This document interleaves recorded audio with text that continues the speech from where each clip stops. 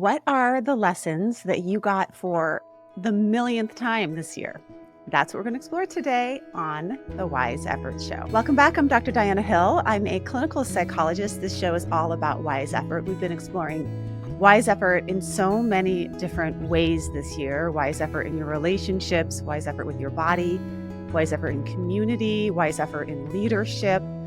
And what wise effort is really about is you using your strengths, your talents, your gifts, your genius energy in ways that are impactful, meaningful, and revitalizing to you.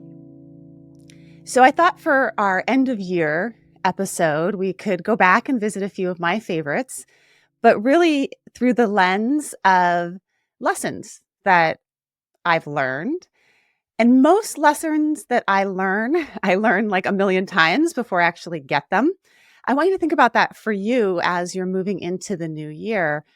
What are the lessons that you really got this year that you want to carry forward? We don't have to keep on creating new stuff. This is the secret of content creation. If you are generating ideas, often we get into unwise effort when we're trying to come up with something new over and over and over again without actually really applying what we know to be true.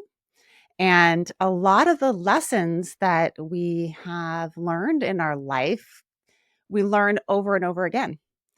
The idea here is to practice what you've learned, to really have it be in your bones, in your behavior, in your habits, and your ways of being.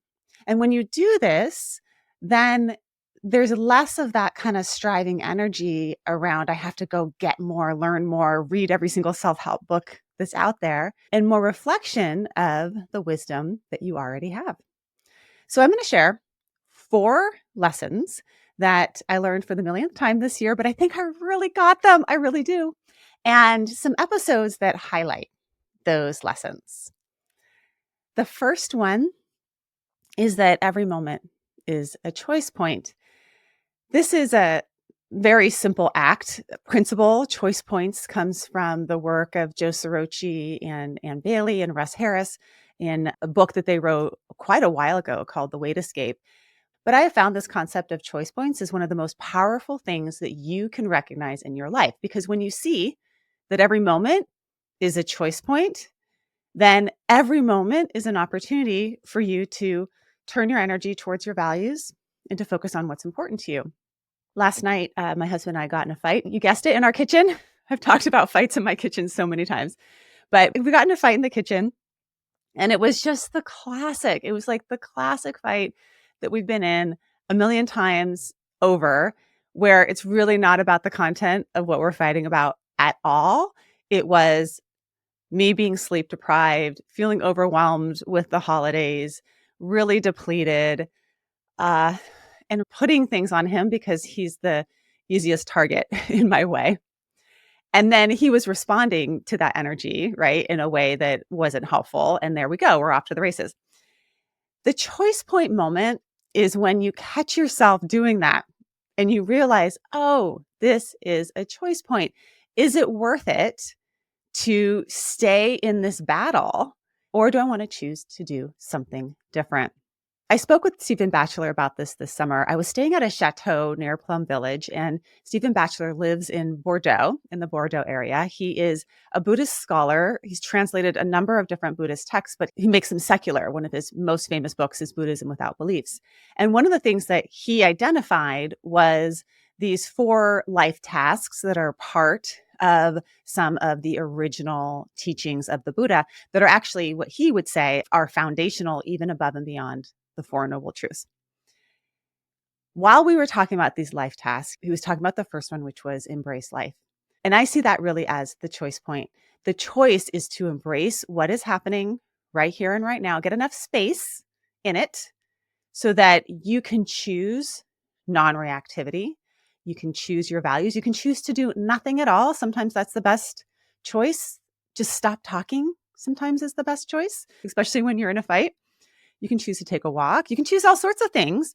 But unless you embrace reality as it is and you notice that gap, that choice point, it's going to be really hard to do something different. Let's listen to Stephen Batchelor talking about embracing life as it relates to this first lesson. Every moment is a choice point. I'm not asking or suggesting that people should embrace life in some generic, mystical sense. It's what it would really mean is you need to be totally open and present and accepting of whatever situation you find yourself in, whether you like it or not. This is where you are. So that's basically the primary practice of mindfulness, essentially. So it's about embracing life means to always be alert to how you tend, often, by conditioning, to do the very opposite. You want things to be somehow further away, or you want things to be not just embraced, but held on to and grasped. Yeah. You're not allowing yourself to be open to the actual needs and suffering of the situation at hand. And that can be small. Like right now, we're sitting in this beautiful chateau, and this French family just sat down next to us in the middle of our interview. Yeah, very good example. Yeah, where it can be distracting or annoying, or this isn't going how I wanted it to go in my perfect setup. Exactly. And then you can also just allow it to be and say, this is what it is. This is what it is, and it might be at a certain point, if the noise level rises above a certain point, you'll make a decision to move off. We might. But there's no need to, what may have happened to you and to me at that moment, was that as soon as I realized there were going to be people sitting over there talking, I immediately went, Right. I don't like it. I don't like that. Yeah. Which is reactivity. It's basically, that is a habit pattern that jumps up very easily as soon as you encounter something that is something you don't really want, or something you anticipate is going to be a problem. Right. That doesn't mean it's not going to be a problem. Right. But is the best space to respond to that problem to just give in to the or to say, wait a minute, let's just be aware of that too? Because embracing life is not just embracing the life situation, it's equally, and perhaps even more in some senses, embracing how you react to the life situation. Because you are part of the life situation. You're not a detached observer, like a scientist in a lab, fiddling with reality. You are part of that situation. So you are part of any situation that you are in, and lesson number 1, you have a choice in how you react, how you respond. Can you embrace life as it is?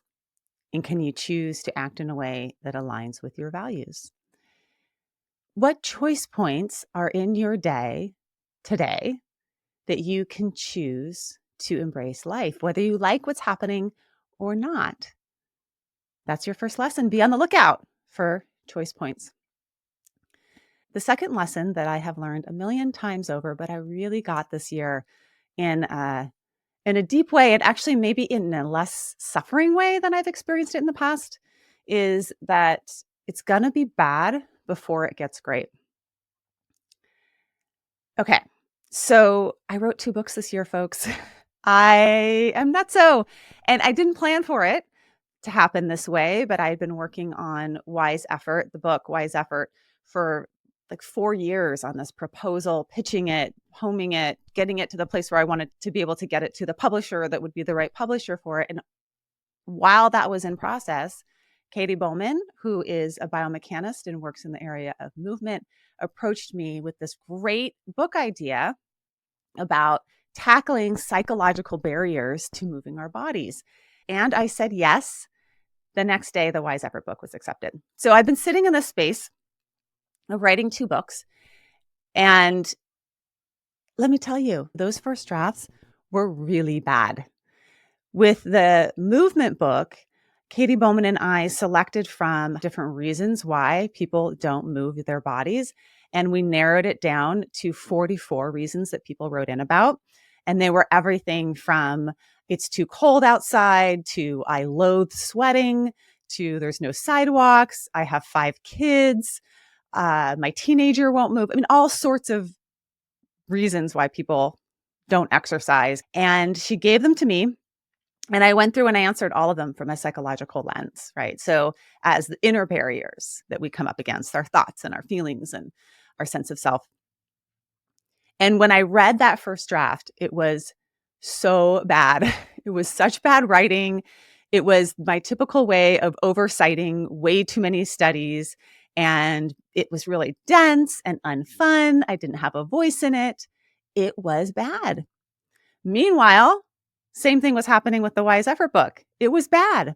But here's the thing. If you don't let it be bad, if you don't let people in and see the bad, you will either just keep on chipping away at something that's bad and it'll stay kind of bad, or you'll bail on it because you can't stand it. You have to let it be bad before it gets great. When you let it be bad, not with a judgment of like, oh, this sucks, but with this is just what it looks like. This is the starting of a creative process where there's messiness and there's all sorts of stuff, piles of stuff all over the floor when you're cleaning out your closet, right? It has to be bad before it gets great. Even in relationships, that fight that I was talking about in the kitchen with my husband, it was bad. It was ugly. You wouldn't want to see it. It's embarrassing. I'm acting like a 15-year-old. And it got really great when we worked our way through it. So you have to let it be bad before it gets great. And we use psychological flexibility to be able to be with that discomfort of things being bad, being ugly. I got really into creativity this year and started to find, as I was writing, how to have more of my own creative voice, how to show up as me rather than trying to be Stephen Hayes or trying to be some other best-selling author, James Clear of Atomic Habits. How do I show up as Diana? How do you show up as you? And there's vulnerability in that because it may be bad before it becomes great, right? But it's creativity, really. Kurt Vonnegut wrote, practicing an art, no matter how well or how badly, is a way to make your soul grow. For heaven's sake, sing in the shower, dance to the radio, tell stories, write a poem to a friend, even a lousy poem. Do it as well as you possibly can. You will get an enormous reward. You will have created something. So I really encourage you to create something. And it doesn't really matter what you create. It could be it could be what you're cooking for dinner, or your landscape in your garden, or a painting or a science project with your kid. But let it be bad before it gets great and be in the process of that. Use your genius as the conduit and don't have the end goal in mind. See where creativity takes you. Trust your instincts. Stop running from your fears and allow some of that bad stuff to actually be the source of energy that catapults you forward. Some of the worst bad stuff is what could make a really good on-point comedy sketch or a captivating piece of music, right? And that's what I talked to Sarah Hamlin about, who is a producer and comedy writer for The Daily Show. She talked about 12 people coming together in the morning, throwing a lot of bad jokes out there, letting some of them fall, picking some strands up and continuing to spin them to get to the point where they have a show for that night for millions of viewers to watch. And they had to let it be bad before it became great. So let's listen to Sarah Hamlin talking about letting it be bad. Whenever I bring something in to edit, you shoot the piece and you're like, this is brilliant. And we got so much great stuff. And then you get into edit. And when you're working towards that director's cut, you're like, oh my God, we totally failed. We don't have anything. This isn't funny. This isn't good. And then you're just like tweaking and tweaking and tweaking and fixing and like kind of like a gold miner panning for gold, trying to get rid of all the little bits. And then, you can really have something great, but you can't get stuck in that part where you're in the woods and you're in fear and like you're like, this sucks. We didn't, all you're seeing is the mistakes. So you use some of the feedback that you're getting along the way, even if it's uncomfortable feedback, to grow. Sometimes the feedback is bad. This sucks. It's not good. I'm not getting the reaction that I want to get. Wise effort is the capacity to know that feedback isn't you. It's not an attack on you personally. It can be something that will help it turn into something great. I was chasing great with both of these books that I wrote this year. I read them both out loud, cover to cover. The book I wrote with Katie Bowman, I Know I Should Exercise, But, is so fun. We go through these 44 reasons why people don't move their bodies. And I come at it with this like super fun, wise effort, psychological flexibility, act angle. And then Katie is just wild, off the charts, creative. And we both share stories from our personal lives about this. It's super wild, super fun. That's out in March. Go get it. And my wise effort book, I love it. It's like my baby. I feel like I delivered this thing and it's the message that I wanted to say. Both of them were bad. And I can say both of them are great. So whatever it is, whatever project you're working on, let it be bad before it is great. And it will get there. It will get there, especially with the help of others. Okay, third lesson that I learned for the millionth time this year, but I feel like I really got on a deep level and that I hope that you experienced too. And I imagine you did. I think you experienced this year, which is it can be effortful and joyful at the same time. We separate out effort, work, hardship from joy, energy, vitality, and they are so intertwined. So intertwined because competency, developing competency and growth and learning and getting better at things and all the things that we put effort into, being a better parent, improving our athletic performance, doing work that is impactful, all take energy. The definition of energy is that it's something that can do work, right? It also feels really good to work hard, to do something that you care about, to put your energy in the right spot. So it can be effortful and joyful at the same time. One of the places that has been both effortful and joyful for me this year has been working in the area of process-based therapy with Joseph Sorochi. We published a paper together this year on process-based therapy that I'll put in the show notes, which was super effortful and very joyful, as well as working with Stephen Hayes in training therapists. Both of these folks have written quite a bit on human yearnings. And I did an episode with Stephen Hayes and Joseph Sorochi about this concept of human yearnings that really stuck with me and helped kind of like solidify this lesson that it can be effortful and joyful at the same time, because one of our core human yearnings is developing competency. So let's listen to Stephen Hayes and Joe Sorochi talk about our core human yearnings and how they relate to this effort and joy and vitality that we experience when we're putting our energy in the right places, in the right amount, at the right time. It's a very fundamental shift. What yearnings does is it characterizes people as growing towards something, as wanting something. Humans have this kind of, not in a bad way, a desire for more, to feel, to connect, to understand that goes beyond just adjusting, adapting to stress, coping. And so I think that fundamental growth aspect, I think, is in there. Somebody like Maslow and so forth is linked to some of the earliest, I think, positive vision of psychology. We're not just trying to fix people, we're trying to empower people, and that we are naturally wanting to be better, wanting to rise to a higher level. It's built into our bones almost. And if you can connect with that, there's a powerful motivation that people have that go way beyond any kind of image that has to do with sort of fix people, repair people, make them better. No, it's really more like making better. So I want you to think about for yourself, what is effortful for you that maybe if you tap into this human yearning to develop competency and grow, could be really joyful. And one of the things that fell into that category was the conversation that I had with Jen Kennedy, sex therapist, about pleasure and asking for what we really want from our partners in terms of pleasure. There's a great book, Come As You Are, by Emily Nagoski, where she asks these questions of like, what is the sex that you really don't want? And what is the pleasure that you really do want? This can be effortful and joyful at the same time, asking for what you want, getting to know what is pleasurable for you, having other people involved in that, or maybe just for yourself. And I loved this avenue of talking about sex on the show because I haven't done it before. It was a little bit outside of, not necessarily outside of my comfort zone, but more outside of, is it outside of your comfort zone, hearing a psychologist talk about sex? And it was so good. It was so good.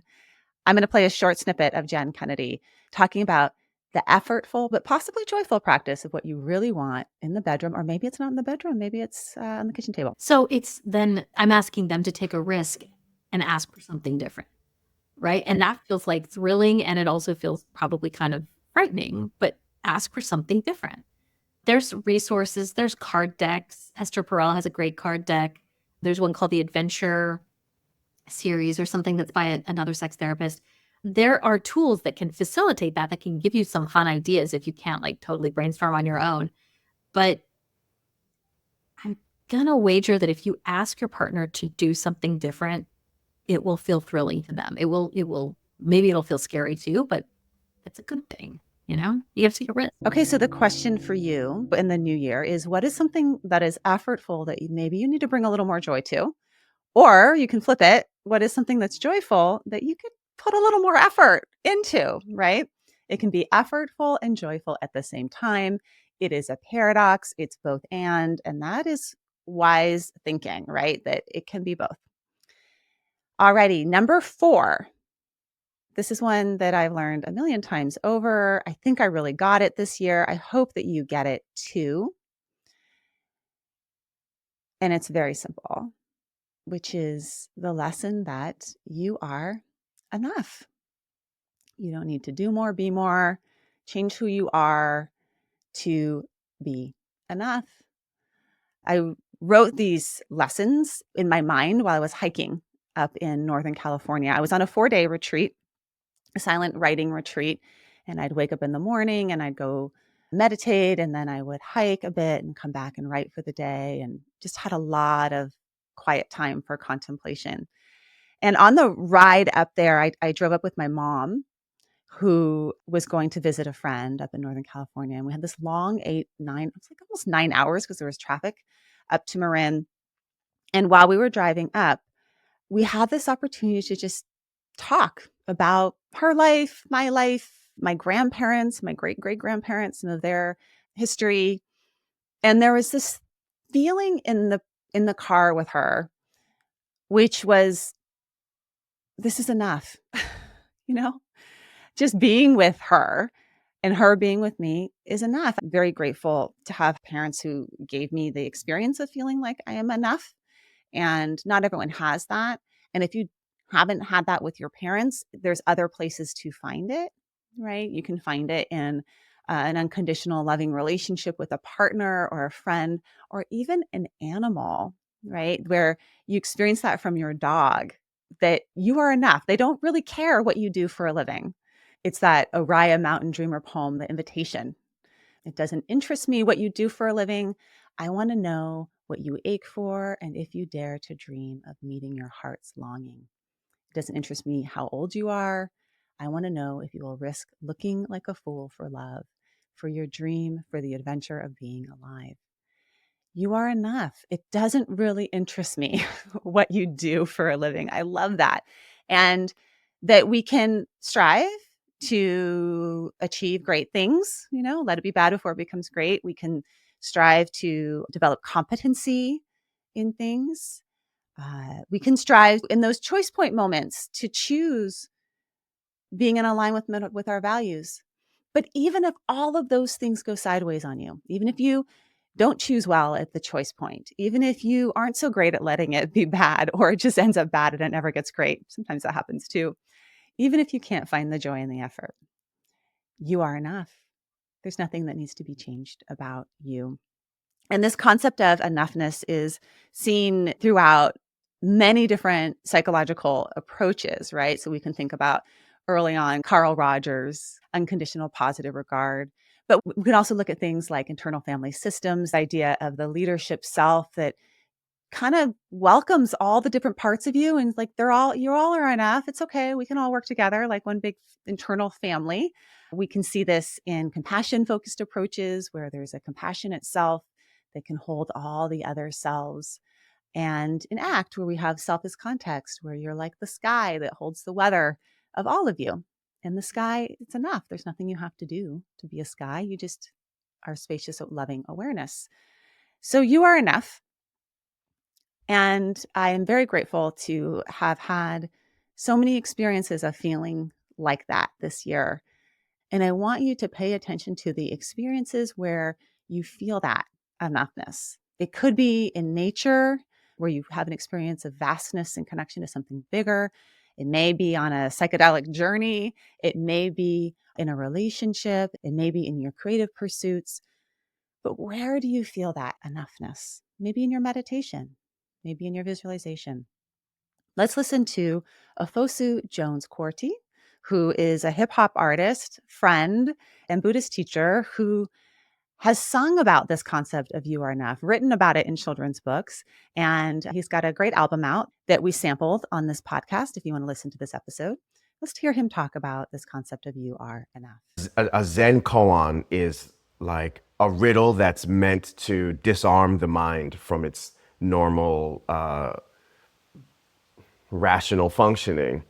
And you are enough on the surface seems like it is simple enough, but it's actually a bit of a koan. It's actually a question that or a statement that can mean something different every time. Or sometimes it's very confusing. Well, what does it mean that I'm enough? Enough for what?